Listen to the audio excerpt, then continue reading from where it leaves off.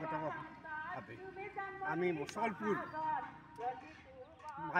মুছলপুৰৰ মাজমজিয়াত এটি মেজি সাজি উলিয়াই তাক আজি আমি তাত অগ্নিসংযোগ কৰিছোঁ। তাত আমাৰ সমূহ ৰাইজে ইয়াত সমূহ ৰাইজৰ অংশগ্ৰহণ আছে আৰু আজি এই মেজি জ্বলোৱাৰ পিছত সৰু কণ ল'ৰা ছোৱালীৰ খেল ধেমালি হ'ব আৰু দুপৰীয়া এসাঁজ আমি লগে ভাগে অন্ন খাম বুলি যোজা কৰিছোঁ। তাত সকলোৰে সহায় সহযোগ কামনা কৰিলোঁ। এইটো আমি মোটামুটি প্ৰায় 10-12 বছৰ আগৰ পৰা হৈ আছে। ৰাতিপুৱা হৈছে, এতিয়াও আছে ইয়াতে গোটেইবিলাক। এতিয়া একাপ আমি গোটেইবিলাকে লগে ভাগে চাহ খাম।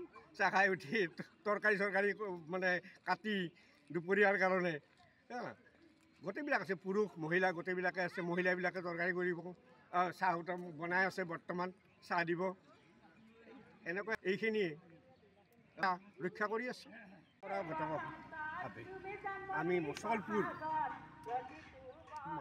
মুছলপুৰৰ মাজমজিয়াত এটি মেজি সাজি উলিয়াই তাক আজি আমি তাত অগ্নিসংযোগ কৰিছোঁ।